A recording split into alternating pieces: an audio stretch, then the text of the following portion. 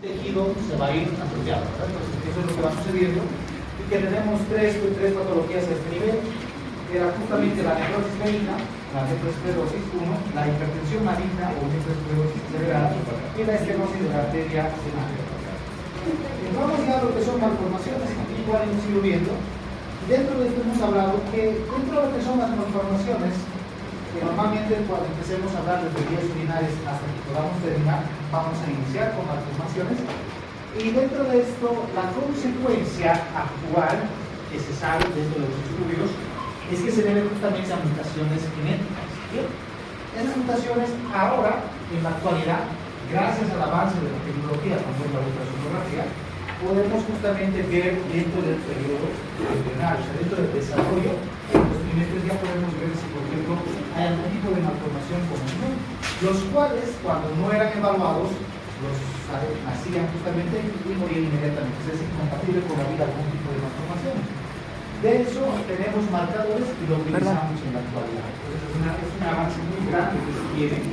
Eso es algo un poco irónico, hemos avanzado en poder detectar estas malformaciones, pero a medida que va avanzando también vamos viendo de que va agravando más los casos. Significa que va apareciendo con mayor frecuencia. Antes eran menores, actualmente son más. Y para la parte renal, a pesar de que es pareciera ser poco, es una paradigmática a nivel mundial. Dice que el 10% de todas las malformaciones que hay son justamente a nivel de la parada renal. Estamos hablando de un porcentaje muy elevado. De 100 personas, 10. O sea, imagínense si vamos aumentando cuánto es la cantidad justamente de pacientes que tienen con esta alteración congénita. La nefropatía puede ser, y esta es la principal, que sería hereditaria, con trastornos a nivel de los genes. Y el otro se debe justamente a un efecto adquirido durante la gestación. ¿Cuáles creen que serían esos factores que se pueden asociar con un mal desarrollo dentro de lo que ya se embarazo? ¿Qué cosas le decimos que tengan cuidado con ello? ¿Cuál? Tabaquismo, muy bien, ¿no? Alcohol. Drogas, excelente. Y otro que tal vez la paciente puede ser que trabaje en un lugar que llamaron a pesar que no está haciendo. Luego tenemos dentro de lo que es otro tipo de malformación, la cual se asocia, por ejemplo, a trabajadores en el área de salud y también algunos en relación a ciertas empresas. ¿Cuál sería? No. Tétano. La adhesión. Por ejemplo, ahí está lo que son hormonas, a veces acampladas que están embarazadas, algunos que trabajan en algunas industrias, ahí por eso se dice, que puede ser un efecto que se puede adquirir por una redención durante esa gestación. ¿Cuáles son esos tres? La displasia renal multiquística, la nefropatía quística y enfermedades quísticas de la médula renal. Veamos ya la primera, la displasia. El término displasia hace referencia a que el tejido que se tiene justamente no es el tejido, en este caso, vamos a hablar de la unidad funcional del riñón, no va a estar conformado por neutronas, son otro tipo de tejidos. Vamos a ver que dentro de la histología, miren, es una estructura normal en la cual se puede encontrar hasta cartílago y no está conformado de esta forma. También puede haber lo que van a ser túbulos agudos, los cuales no van a poder absorber los nutrientes o, en este caso, los iones esenciales, y tampoco va a poder eliminar. Y por eso se dice que esta va a ser justamente uno de los trastornos en los cuales va a llegar a ser incompatible. Miren cómo se tienen esos riñones con varios quistes. Entonces el quiste, ahí se puede observar, blanco, el espacio que se puede ver en la parte de su pared. Esto ya es cartílago. Miren cómo no se ven los glomérulos. Y si se ve muy bien la parte tubular, aquí está el túbulo tubuloso, son inmaduros a nivel de lo que es justamente las células tubulares. Y el tamaño, miren cómo justamente son pequeños, algunos son grandes con contenido líquido, y eso es incompatible. Miren, ahí se tienen lo que son la parte de unas imágenes, sobre todo con fetos, algunos son ya que llegan a ver justamente una proteína, y se tiene que inducir a lo que va a ser la parte de una cesárea, algo para poder justamente retirar en este caso, y se hace la biopsia y se encuentra. Miren cómo incluso dentro del desarrollo son más grandes que los pulmones, etc. Y eso obviamente va a ser incompatible. Eso es lo que va a ser la vida. Dentro de lo que son las malformaciones congénitas, ahí tenemos varios, pero vamos a hablar de dos principales. Estos dos son la nefropatía poliquística característica autosómica dominante del adulto y recesivo de la infancia. Eso no puede olvidarse. Significa, y para esto hay algo muy importante, se habla de adulto arriba de los 22 años, ya estaría ¿bien? Y el otro, el que sería de la infancia, que va a ser este de acá, incluso puede estar o puede aparecer o desarrollarse en una edad juvenil, 16, 18.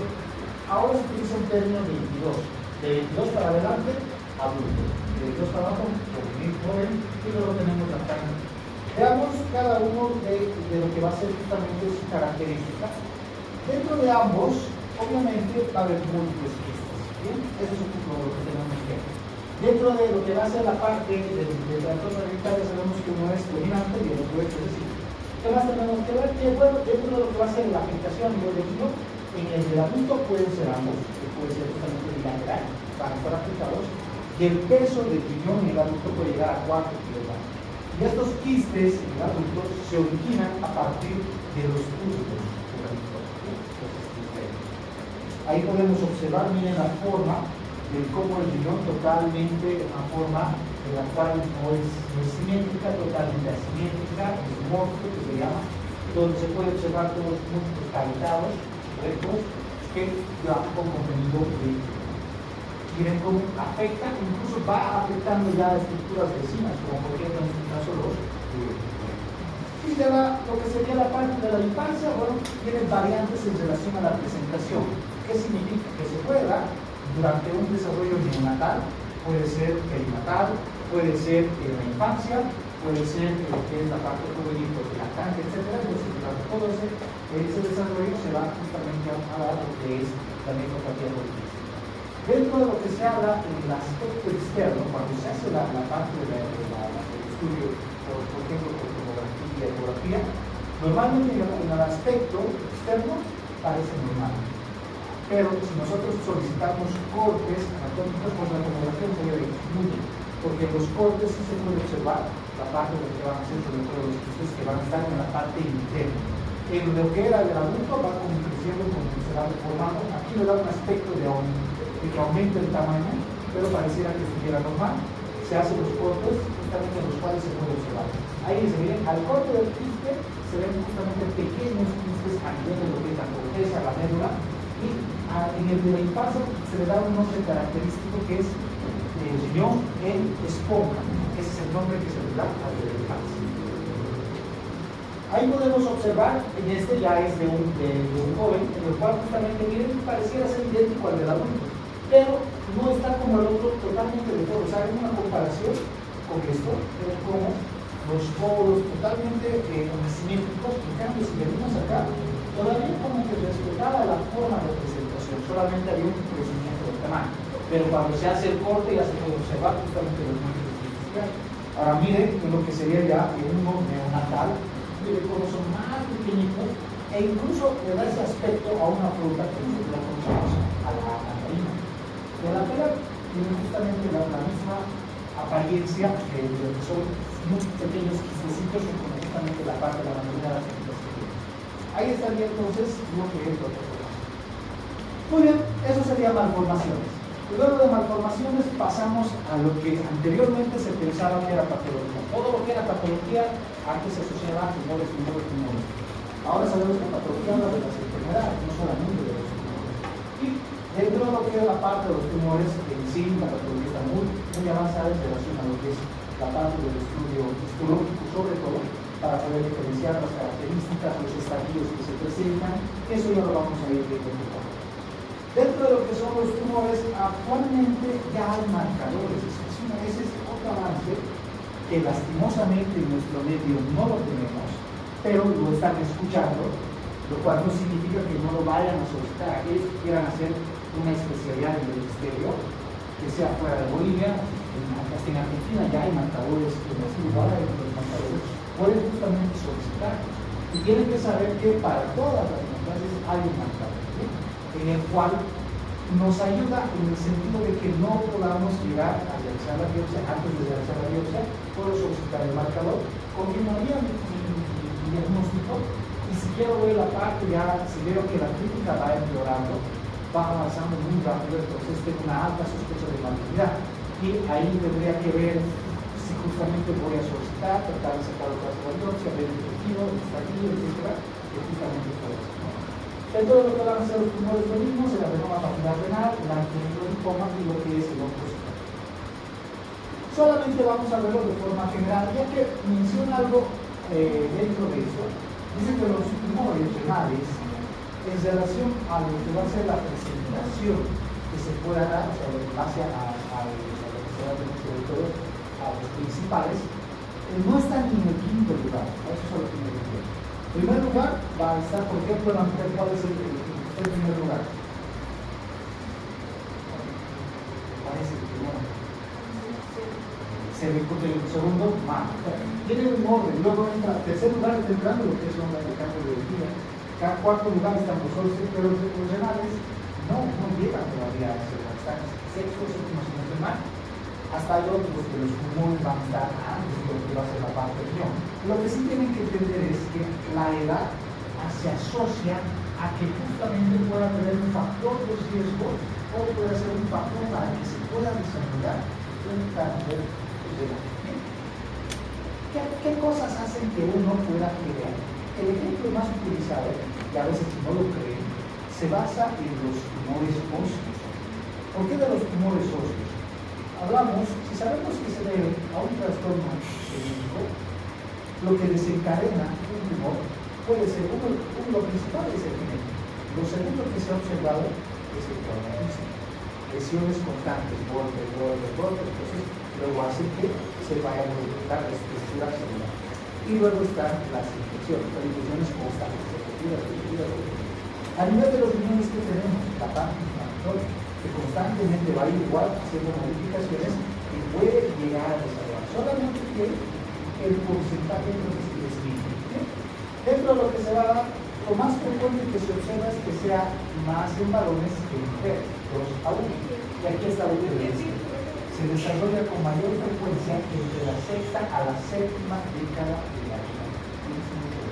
Es lo que más aparece, lo cual no significa que se desarrolle a los 50 o a los 40, solamente que es menos probable. Yo puedo sospechar de otro tipo de patologías antes de sospechar que eso tiene que ver. La mayoría son esporádicos y, como ya se había mencionado, se debe justamente a la herencia.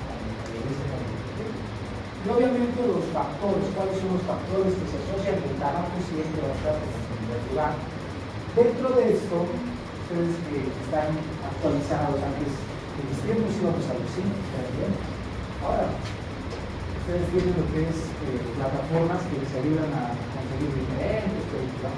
Y hay una que les apuesto que no han visto, que está basada en hechos reales, que justamente se debe a un instrumento que se utilizaba anteriormente en la cocina, que se ha asociado al cáncer testicular, óseo, renal, pulmonar, y era justamente los peores que se hacían de un material. ¿Ustedes saben cuál era el material? Y que hay una película de Netflix que la tienen y nunca la han visto, ya no me acuerdo cómo está. Solamente me acuerdo de los sectores. Pero, pero ahí pueden ver donde se habla, no sé el nombre, pero se le puede, y la otra es la de los tacones. Hay una que ya lo de No, por eso. Yo soy malo para eso. Yo sé que son los actores, uno es de tacones y el otro es apenas me está aprendiendo, imagínate que tenemos Lo que sí quisiera que entiendan es que hay algo que hacen todas las empresas. Normalmente cuando se inicia, lo que explican ahí, y es el que en nuestro medio aún se sigue utilizando su trabajo. No aquí, pero hay zonas. Y también hay otro, pero no es una película, sino es un hecho real en la cirugía. Para retirar un tumor, cuando por ejemplo es abdominal, es tan grande, antes por ejemplo se hacen incisiones, las medias eran completas, las medianas, desde la prensa se puede hacer completo de grande para sacar el útero completo. Pues exclusivamente era la mía convencional. Para poder ver, poder sacar, se realizaba de esta forma. Pero imagínense tener una cicatriz de esto no hay efecto. Actualmente ya nadie realiza incisiones grandes. Estamos evolucionando a lo que sería la lámpara. De la lámpara ya se está haciendo incluso, vamos a escuchar hablar de la cirugía sin huella. Eso se basa por los cosas, por los digamos, ya no se tiene ningún tipo de servicio. Dentro de esto, se ha fabricado y han diseñado y han hecho, para no dejar una cicatriz tan grande, han diseñado el congelador. Es como la licuadora, la parte del el mecanismo de la licuadora que va justamente a el presidente, era como el talado más o menos se introducía, tenía ahí, lo cual llegaba al útero y lo empezaban a triturar. Lo moría y sacábamos eso aquí en Bolivia se sigue haciendo, pero en Estados Unidos están totalmente penados. Porque acá no hace mucho cirugía intratécnica. Tengo un compañero médico que hace cirugía intratécnica. Sí, en la face y todo, y no queda casi cicatriz. La percutánea se hace en Sucre, o sea, como te digo, hay lugares específicos y médicos específicos que lo están haciendo. Aquí en Cochabamba, por ejemplo, percutánea no hace nada. En Cochabamba sí. En Sucre sí hay. En La Paz he escuchado, no los conozco, en Santa Cruz sé que hay uno o dos. El problema es que no hay muchos médicos que realizan, y aparte el material para hacer la percutánea es un material muy caro y la cirugía misma tiene un costo. Esse foi um companheiro meu que é interno de acadêmico de Chavamã. Um amigo meu que isso faz interno de acadêmico de Chavamã. O sea, que está aquí trabajando. Estava trabalhando acá como interno, estava internado. E isso lá, das cirurgias do prostofólio lá em Calera. El problema es, como te digo, no hay. Ahorita los que más están haciendo aquí es la parascopia. Se van de los 60 a 70 años, la década. Va a ser el más frecuente de todos los tumores de mama, que sean de células claras, hasta el 80% de los tumores son estos. Dentro de esto, la malformación genética que va a haber va a ser a nivel del cromosoma 35. La morfología afecta a los poros o mayor frecuencia y va a surgir el epitelio tubular próximo. Desde ahí empieza justamente la desarrollo. Son poros que son solitarios bilaterales y va a haber una masa de tejido brillante que está bien. A esto se llama de células claras, que también han debido escuchar a nivel pulmonar. Sigue siendo la misma alteración, solamente que se está dando a nivel del cerebro.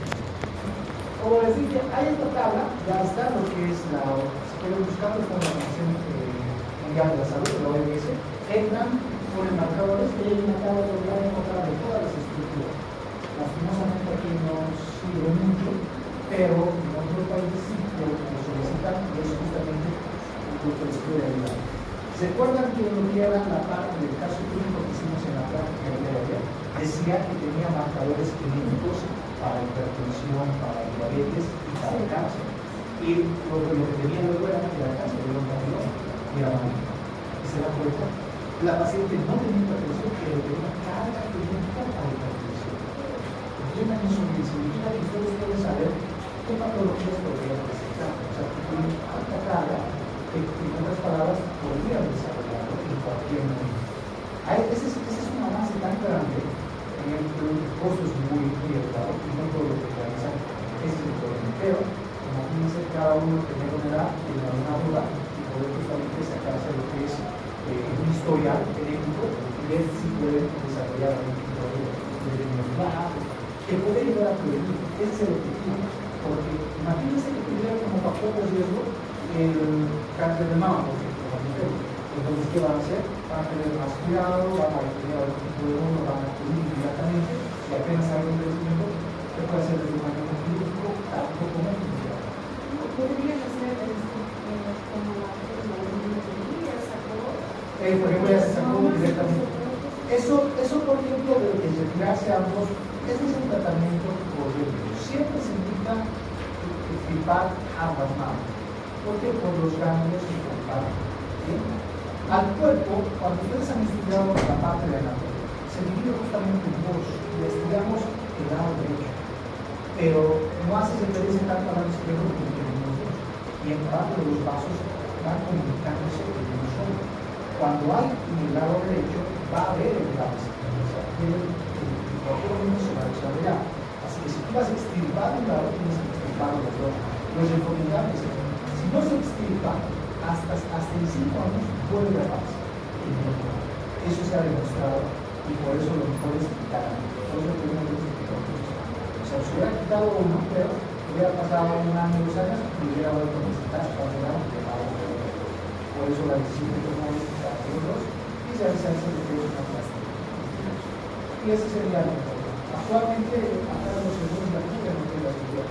Antes era un poco complicado, pero ahora ya vamos a hacer.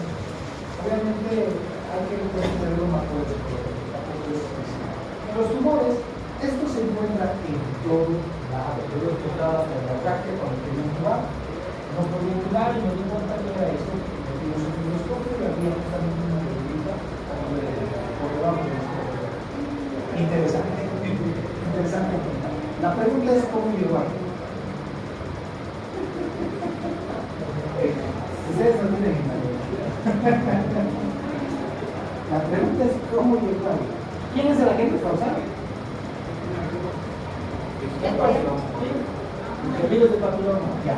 ¿Quién era el portador? El hombre.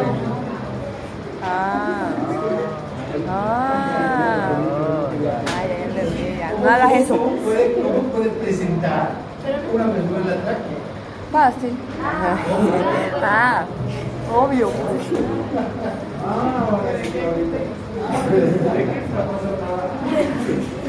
Bueno, dentro de estos hay 4: carcinoma macular por papiloma, carcinoma macular invasivo, lo que va a ser un carcinoma invasivo es plano y el carcinoma plano invasivo. Va a ser y es difícil de diagnosticar. A este es al que se le pide biopsia. A este, con la tomografía que hemos observado, podríamos ver si había crecimiento hacia lo que sería la parte muscular, porque se observaba, ¿no? La tomografía veíamos que era este. En cambio, si fuera este, hubiera sido que era respetado el margen, hubiera habido un crecimiento hacia la luz. Este es el problema. No se puede visualizar. Y aquí es donde queda la biopsia, pero el problema es que si era esto lo contraste ya es agravado, entonces sería un poco inmediato. Eso es todo lo que es, ¿no? Pues terminamos y vámonos a vías finales. Vías finales va a ser, algunos van a ser rápidos, otros sí vamos a hacer que necesitar hablar un poco, pero vamos a hacer eso. Y no se olviden algo muy básico. Todo el sistema excretor o urinario está formado desde lo que es el riñón hasta la urina, ¿verdad? Pero desde lo que es la pelvis, desde acá, desde la formación de la pelvis, todos comparten el mismo tejido hasta la uretra. Eso no puede olvidarse. Solamente el riñón es diferente, pero cuando forma la pelvis, estos cómplitos, todos están formados por revestidos hasta ahí tenemos que. Luego vemos a lo que sería la parte del uretra normal, como la luz, la parte muscular, la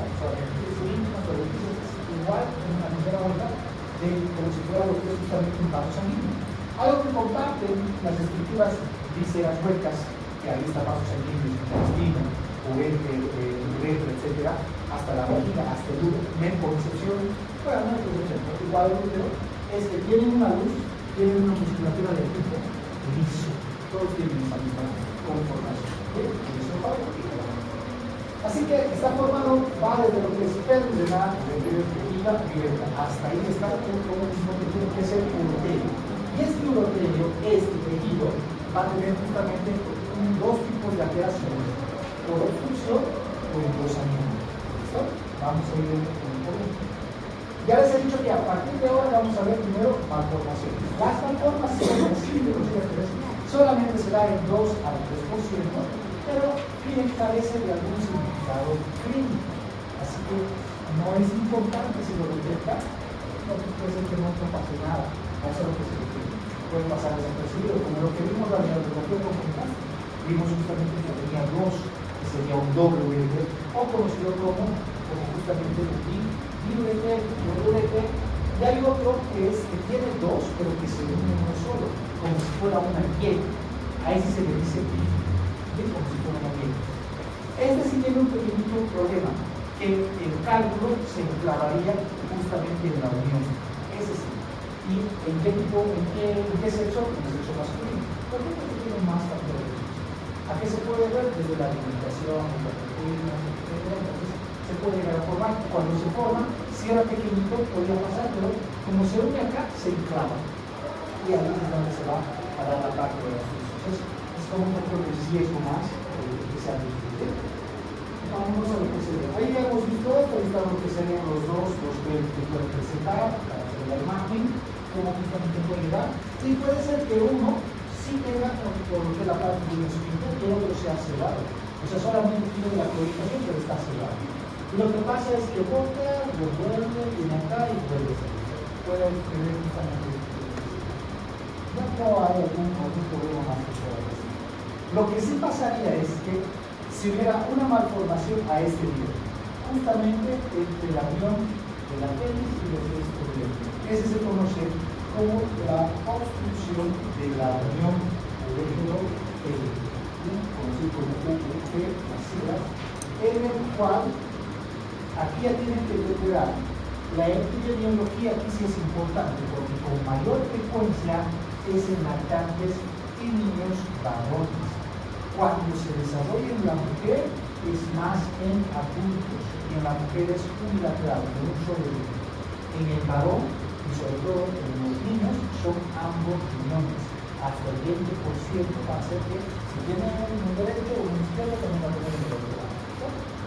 Dentro de esto se debe a una mala estructuración, organización de la musculatura lisa, que hace que se contraiga, que cierre y que no permita su dilatación.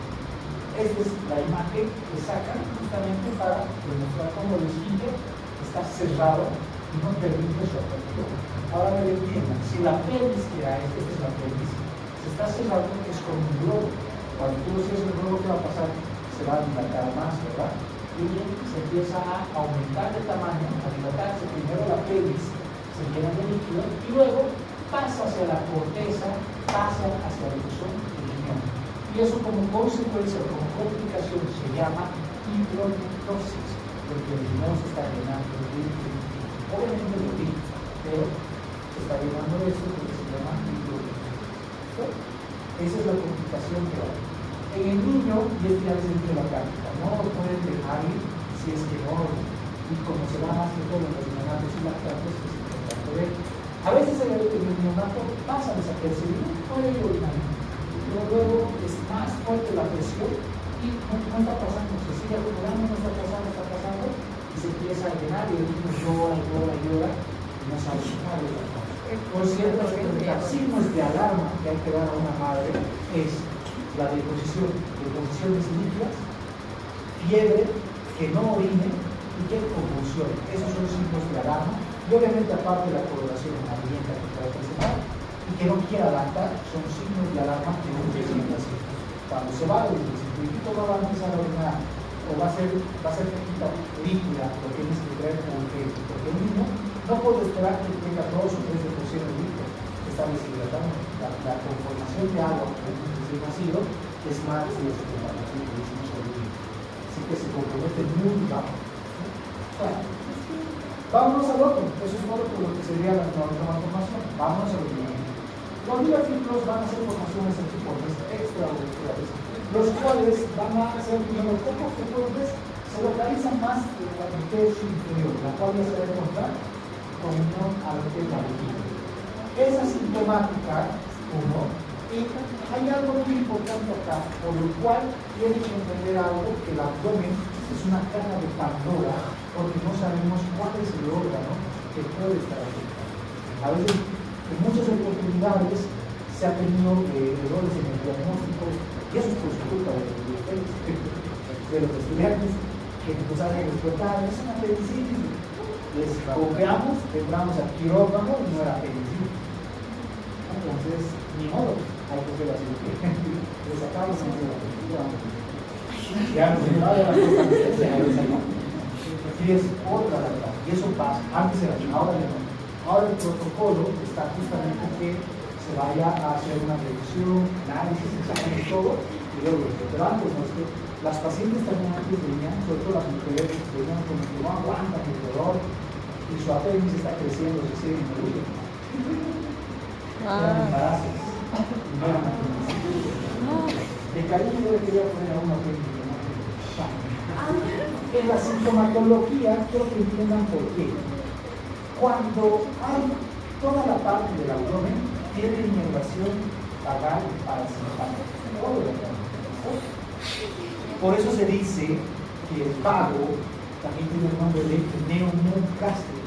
Neumo para los pulmones, gástrico para todo lo que es la parte abdominal. Y dentro de esta inervación que hay, se tiene que, la inervación va a venir también para lo que van a hacer todas las otras divisiones anexas. Y se acompañan de reflejos vagales y lacrinos. Como cuál? Por ejemplo, náuseas y vómitos. Todo el dolor abdominal, hasta la pielonefritis, a veces presenta náuseas y vómitos. ¿Y acaso eso era propio de la pielonefritis? ¿No? Lo propio de la pielonefritis es el dolor, porque el dolor al orinar, el de la fiebre, eso era lo propio. Pero ahora aumentenle que tenga náuseas y vómitos. ¿Qué podrían sospechar aparte de eso? Que tenga fiebre. Las náuseas y vómitos. Una mujer, náuseas y vómitos. Ay, brazo. Ya no crean nada. La parte de lo que es justamente, van a ver cuando entren en ginecología, está lo que son el diagnóstico presuntivo de embarazo, ¿no? De certeza. Pues entonces vamos a ir, van a conocerlo, y dentro de eso hay aumento de la temperatura, de 0.5. Obviamente no llega a fiebre, pero puede llegar a 35.5 puede llegar a embarazo. Entonces la paciente se siente caliente y dice que es una infección que está creciendo. Seguimos con uno. Dentro de lo que son los divertículos, van a ser frecuentes en ambos sexos, no hay que es más en uno. Y el examen se hace por imagenología, no radiología, o sea, imagenología. En ese caso, ecografía, tomografía. Y es esto lo que pasa con el reto. Lo que pasa es que la luz está intacta, pero lo que es la musculatura, la imagen, cómo se comunica con este interior de la luz y se llena de líquido. Se está llenando bien acá, cómo se dilata, se empieza a llenar de líquido. Conocido también como megauréter. Entonces, o hidrouréter. Megauréter por el tamaño, pues que va a tener, y por el contenido que tiene, es agua, se conoce como hidrouréter. Obviamente se puede asociar a infecciones, porque imaginen que la orina está acá, entonces la flora microbiana que está ahí empieza a proliferar y se puede llegar a asociar a infecciones. Si se pasaría la inflamación, va a ser conocido como ureteritis. La ureteritis es una inflamación, muchas veces se hace lo que tiene que subir. Una inflamación no necesariamente es una infección, no implica infección. Un aumento de temperatura no necesariamente es una infección. Entonces, va a ser un signo de inflamación, pero no de infección. La leucocitosis igual, la leucocitosis no necesariamente es una infección. Eso tienen que entender. ¿Cuándo lo pueden hacer la prueba? Si quieren experimentar, agarren a sus chicos, háganle caer desde aquí hasta el piso, saquen el laboratorio, les apuesto que hay leucocitosis y hay fiebre.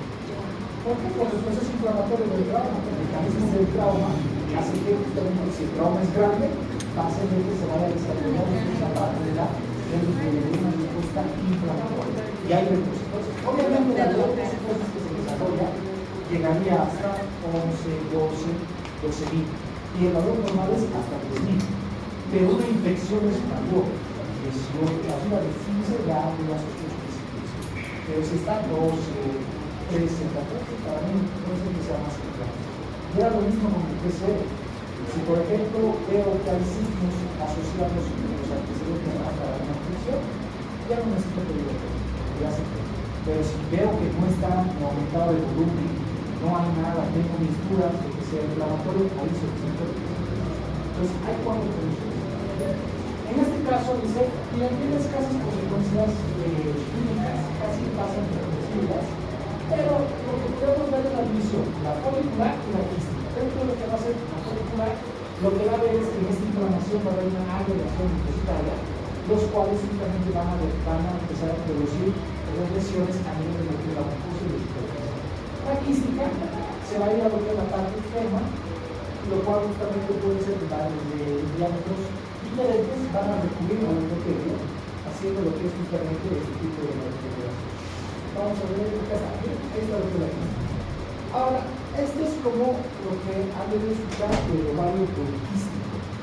dentro de lo que es el lugar político, el tratamiento que se puede manejar es por los nodos o el cuadro. En otras palabras, puede desaparecer, como también puede comunicarse. ¿Sí? No hay un tratamiento farmacológico 100% efectivo. Aquí el tratamiento efectivo, por eso cuando se dice que no efecto dijiste, ¿qué es lo aconsejado? Anticonceptivos. ¿Qué han escuchado? Anticonceptivos. ¿Qué han escuchado cuando tú no, o sea, ese es el tratamiento, pero Primero bebé. les aconsejo que se embaracen. Sí. Pero que se embaracen y que el embarazo se resuelva por cesárea. ¿Por qué? Porque cuando le va a abrir, va a ver aquí ustedes como una agujita. Lo va a escuchar. Ese es el problema. Aunque no quede, van a ver. Y lo único que hacen es, hacen la cesárea, sale la bola, ahí se tiene el baño y se empieza a pinchar todo lo que necesita. Eso es todo. Y lo mismo sería acá, pero ahora imagínense algo. Primero, llegar a hacer que esto se pueda resolver de la forma segura. Es decir, la clínica no está efectiva, a menos que se complique con esto, donde obviamente se va a tener que resolver. Pero no casi es infrecuente la. Lo que sí se observa son los pólipos que te daré en la parte que no. Ahora entiendan, esta es la luz por donde tiene que ir la orina. Está creciendo algo dentro de la luz. ¿Qué está provocando? Retención.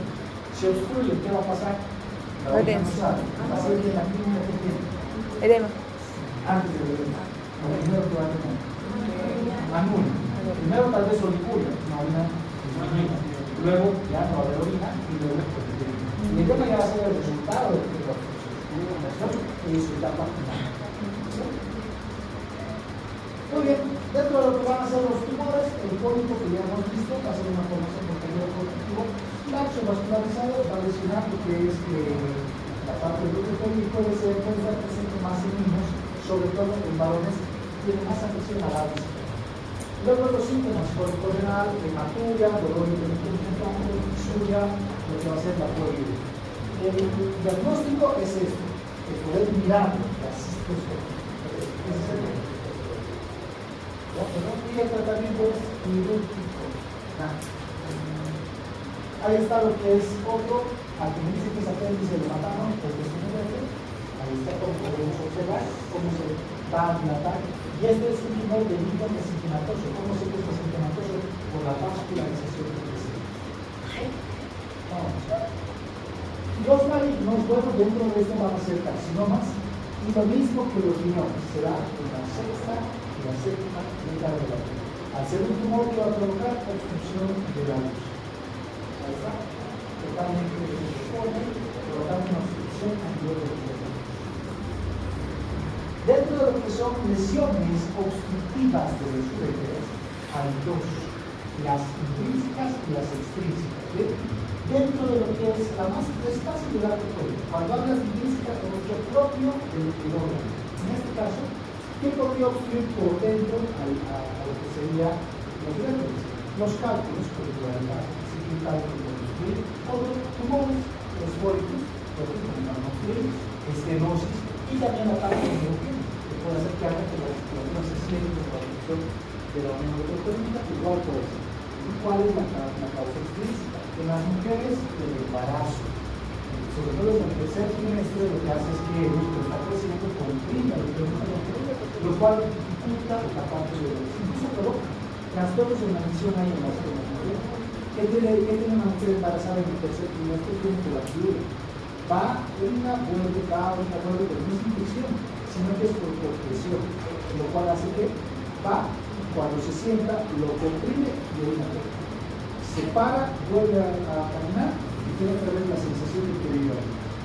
Va y se sienta, otra vez lo comprime por la presión, otro tipo de situaciones, la asitis se va a igual, otro, inflamaciones como la peritonitis, y también tumores, pero que no sean los uréteros, sino en otras estructuras intestinas. Por ejemplo, la vejiga. Por detrás, ¿quién está en las mujeres? El útero. Y luego, en todos, ¿quién está? Está el sigmoides, el recto. Estos pueden comprimir lo que va a ser la parte de los uréteros que pueden provocar igual porque es una obstrucción, pero la causa es extrínseca. El libro está así, en este cuadrito. Ahí nos dice intrínseca, extrínseca, cuáles son los que van a provocar la obstrucción de la luz. Como consecuencia, lo que voy a luego la vejiga. Dentro de lo que es la vejiga, vamos a empezar primero con la formación congénita. Hay lo que es también los divertículos en la vejiga, que pueden ser congénitos o adquiridos. Si es congénito, es un mal desarrollo de la musculatura, daño una obstrucción de la dirección. Si fuera adquirido, es un engrosamiento de la pared muscular de esa espalda. Ahora, la pregunta es, ¿qué podría provocar un engrosamiento de su pared? Las infecciones. Clínicamente significativos son zonas de desglorina, predisponentes contra infecciones, formación de cambios, de tipo vesicular y usado carcinoma. Ahí están los divertículos, como van creciendo. Sería justamente para lo que hace la parte de la vejiga. En este caso, pueden ser pequeños, algunos son asintomáticos y hay todo lo que hemos mencionado. Puede ser congénito, activo, y vamos a ver la relación con otra patología. El congénito o una insuficiencia del desarrollo de la musculatura. Y ahí entraría la obstrucción. El adquirido por el periodo prostático en el sexo masculino, un aumento de la presión intravesical.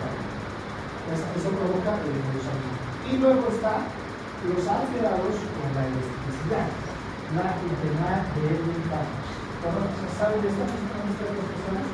¿Cómo opinan? ¿Cómo dicen?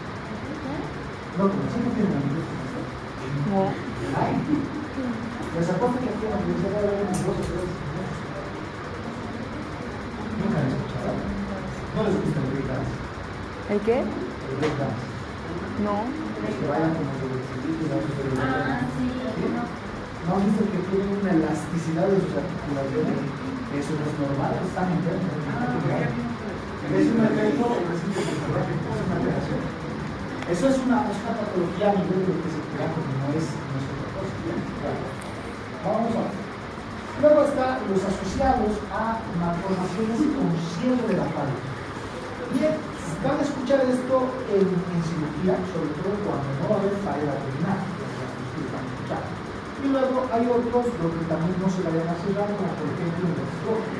Solamente que en la distrofia no se cierra justamente la parte inferior donde se encuentra la vejiga y el abdomen, y lo que provoca es que la vejiga se comunique con el exterior. Ahora, el exterior está contaminado y se supone que la vejiga está en el exterior, lo cual provoca infección. Cuando hay un tejido que, por ejemplo, tiene este tipo de trastorno congénito, todo tejido que tenga un trastorno congénito puede llegar a presentar o ser un factor para una medicación. ¿Listo?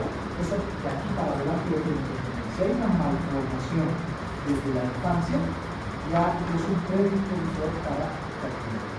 Por ejemplo, los lunares, que vamos a hablar de otro a nivel de la planta, porque tenga un cuestión de expresiones de inflamación, ya sabes que va a ser un predictor de hemorragia.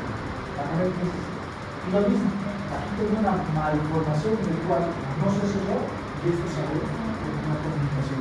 Significa que a nivel de lo que ha sido el desarrollo, ha habido un trastorno genético que es que dispone a la medicación. El tratamiento es quirúrgico, es decir, ver, el saco está abierto, lo que va a pasar es que vamos a hacer una metaplasia glandular y le vamos a hacer una corrección quirúrgica en la parte de este tratamiento. Otras malformaciones, el reflujo vesicular, la fístula vesiculares congénitas y el quiste regular. El reflujo va a ser el más frecuente, y esto vamos a ver ahora, contribuye a la infección. ¿Se acuerdan que hemos hablado de lo que era sobre todo las infecciones urinarias o las pielonefritis crónicas, las agudas y las crónicas? Dentro de la crónica había dos causas, obstructiva y obstructiva. Aquí está la crónica. Ahora va a entender. Las fístulas, bueno, son conexiones de la vejiga que pueden estar en la estructura vecina con las mujeres con el caso de la vagina, y los varones con el recto y también el recto. Se comunican. Brevemente, ¿qué pasaría? Si fuera con lo que es el útero, no hay tanto problema durante la infancia, porque la orina se va al útero, puede provocar obstrucciones y tipificaciones. Entonces, cuando es con el recto, las heces ya entran a lo que es la vejiga, y aparte que el microorganismo está a nivel del episodio intestino grueso, la del COVID. ¿Y qué va a pasar? Rápidamente asociado aquí con el principio de con una comunicación, y eso es una pista. Luego está la quiste de abajo, en el cual se conecta con el alatoides y obviamente lo mismo, así que la orina va al intestino para que haga el ahí está. Las cápsulas, en este caso, a nivel de lo que es la unión, vamos a ver justamente lo que estamos mencionando, la parte de que es la unión. El esfínter, en este caso, de este lugar, aquí está entre lo que es la vejiga y el útero. Miren cómo también puede presentar lo mismo, estrechamiento, una obstrucción, y cómo puede presentar lo que sería la parte de una debilidad. Y esto les he mostrado en la radiografía. El paciente estaba haciendo una compresión de la vejiga y se veía que los uretres estaban dilatados. Y mira esto, la orina estaba volviendo a ascender. Eso es el flujo. Y se puede descubrir si es como consecuencia, ¿cuáles son las consecuencias para la parte del reflujo? Puede ser una restricción quirúrgica de las partes, tal vez se estaba haciendo una cistoscopía, se estaba entrando, y al colocar la máquina destruye la parte del mar, esclerosis, puede ser la parte de una complicación neurológica, anomalías congénitas, obstrucciones. Las consecuencias de este de acá, tanto de una obstrucción como de un reflujo, infección. Es lo que va a provocar, la infección de una. Otro, la dilatación de la vía inferior, el aumentar sobre todo el trabajo del mar, la que va a aprovechar varias veces, así que puede ir justamente a la nefropatía por reflujo, como no puede justamente eliminar la orina, vuelve, va a provocar infecciones que van a llegar a afectar a los riñones. La pielonefritis. Y la consecuencia de pielonefritis crónica, que se olvide en este examen. Muy bien, ya para acabar hay que hablar de lo que es la cistitis aguda. Hay algo que aquí quiero hacer hincapié con ustedes, sobre todo para que entiendan algo que es muy importante. Dentro de la tensión, vamos a preguntar, vamos a hacer un pequeño ejemplo. Voy a tomar a 3 personas. ¿Por qué se estudia medicina? ¿Por qué se estudia medicina? Aparte de que te gusta, el razón principal, motivación. ¿Por qué?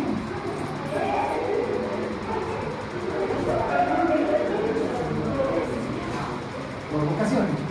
¿Ya? ¿Por qué estudiaste? Ustedes no son medicina. Se supone que hablamos de vida. Ahora nosotros en el hospital de aquí, si no les va a gustar esto. Por 2 motivos. Yo nunca rechazo una prueba. Si por ejemplo entro de turno desde las 8 de la mañana, desde las 8 de la noche hasta las 8 de la mañana, nosotros no dormimos. Nos quedamos todos en la guardia, todos los estudiantes en la guardia, se quedan hasta sus pruebas, se quedan todo lo que ustedes quieran, pero no dormimos. ¿Por qué? Porque los pacientes van a llegar desde las 11, desde las 11 hasta las 4 de la tarde. No porque esté yo, sino porque no los rechazan, ellos saben. Si ustedes tuvieran un familiar, en este caso un niño, y hemos dicho signos de alarma, que si no orina o está aumentando su temperatura, que lo traiga al hospital, el hecho de que llegue con un niño que está empezando su vida, yo no puedo rechazar, estamos hablando de que debería aumentar su temperatura, pero mucho cuidado. Ustedes en alguna oportunidad han tenido un dolor abdominal, donde a veces no aguantan y van a ir al hospital. ¿Y qué es lo primero que dicen a la ¿Qué es lo primero que les digo? Que vayan por consulta externa, que eso no es emergencia, etc. Entonces, yo lo digo, si el paciente dice que tiene palpitaciones, no, en un interno, él se quedará con unas electrolitas. Si me llega un alcoholizado, un intoxicado, lo dejo ahí con el campeón, que después me llega, si me llega una herida, ahí están suturando, entonces, eso es lo que es, pero nunca rechazo. Y lo que está pasando actualmente es que llegan con alguna molestia, no es emergencia que debe consulta, es así de verdad. Y ese no es la forma. No es la forma de cómo se puede hacer. Y aquí vamos a ver que también hay otra consecuencia. El hecho de que ustedes se mecanicen a las triadas puede hacerles cometer errores. Y esto es una de las patologías que lo van a ver todos los días, es muy frecuente la infección urinaria, y tienen que entender algo. El mundo de la farmacología es tan amplio que yo les puedo decir un esquema de tratamiento que puede ser diferente para otro médico, que puede ser diferente para el médico, puede ser diferente para la vía pública, para la vía privada, en base a lo que tenemos. En este caso, entiendan algo, el 80% de los casos de una infección urinaria o una cistitis aguda es ¿cuál? El COVID. Pero lo que ahora se ha visto es que este ya tiene resistencia a muchos medicamentos y luego se ha visto que hay estos otros.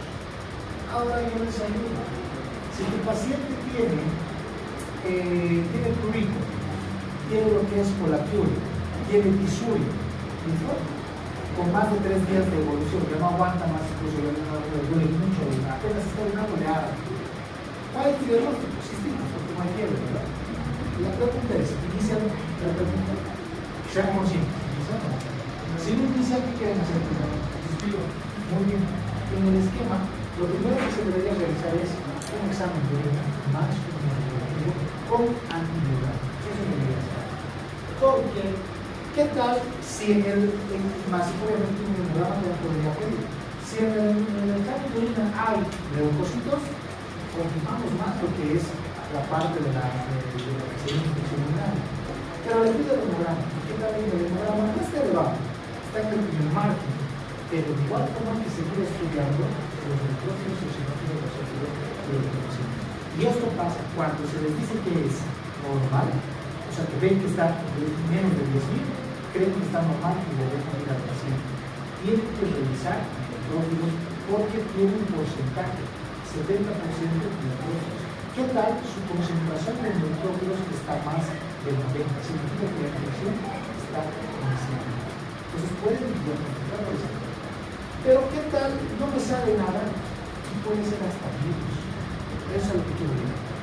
Si yo le hago el cultivo y le hago lo que es la parte de un antibiograma, no crece nada y el paciente sigue mal o está ya empezando a restaurar el cuadro, pero virus. ¿Vieron? Pero si ya hicieron antibiótico, ¿qué han provocado?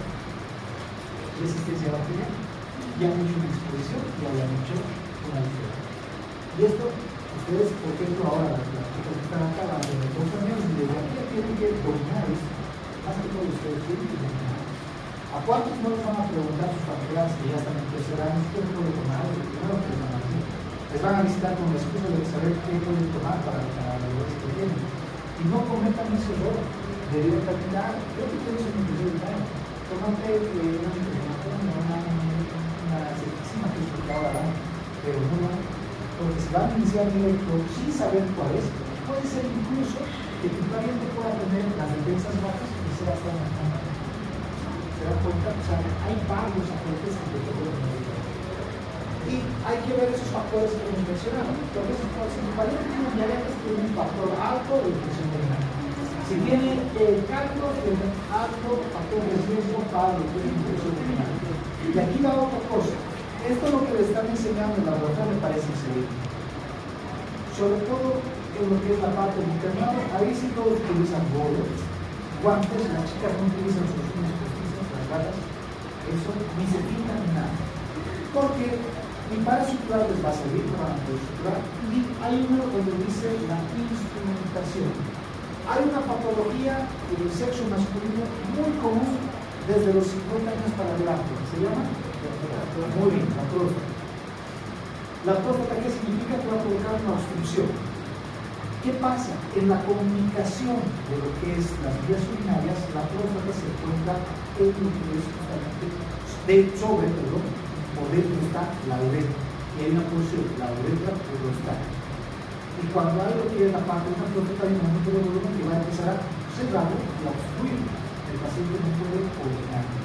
¿Cómo lo podríamos solucionar? Se coloca la sonda. ¿Listo?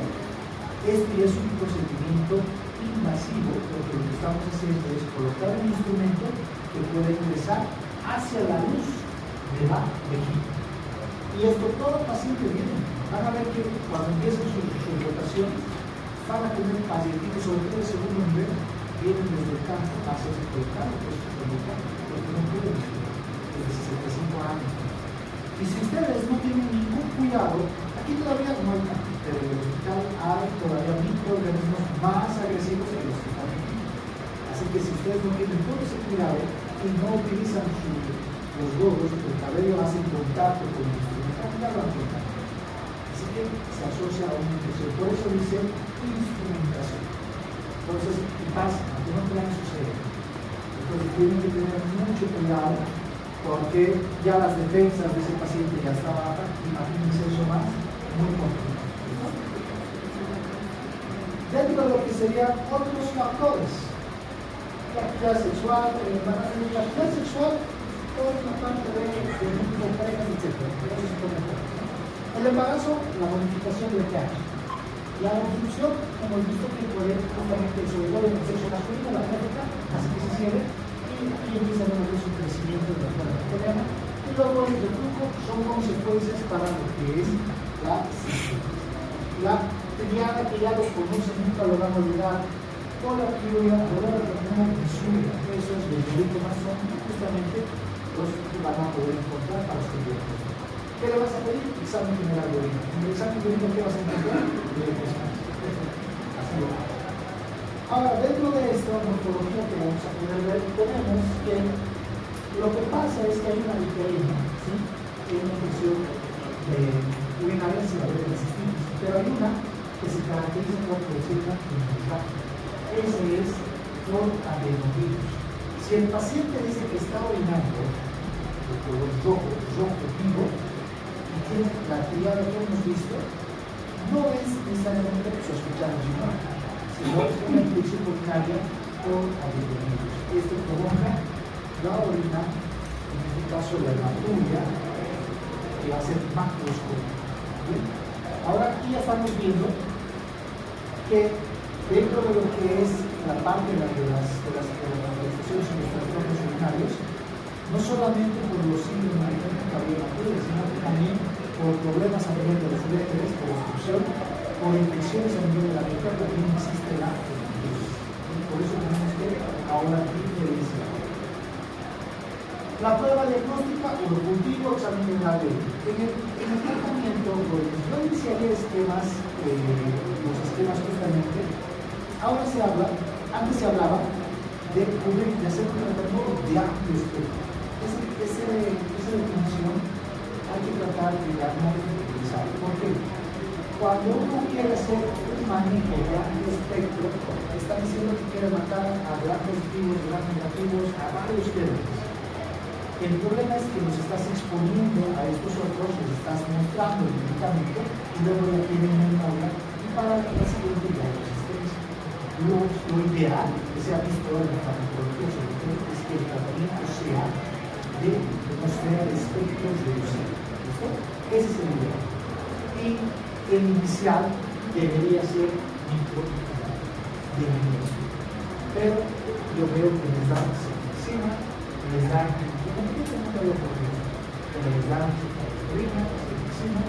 y ese tratamiento no debería ser. Y no olviden esta definición. El tratamiento que se realiza en infección se dice que es un tratamiento empírico. ¿Qué significa tratamiento empírico? Que no sabemos cuál es el tema, que estamos haciendo un tratamiento a ciegas. Pero el problema ya está aquí. Si estás haciendo un tratamiento empírico, no le has hecho ese eco que su compañero ha mencionado, ni el objetivo, solo hay virus. No le has hecho nada, desaparece. Por ahí la candida era un plasma, no va a funcionar. El paciente va a venir y va a decir, sigo con las molestias. Y se da cuenta que hay mucho. Y para volver a hacer un cultivo, si es que más en el cultivo, e iniciaron el tratamiento, hay que esperar 2 a 3 días para que se desintoxique de la clínica que se ha dado y miren cuánto tiempo va a pasar. De esas cistitis que se va a volver, así de fácil. Entonces, por eso es importante que todos conozcan todo. Vamos a quedar.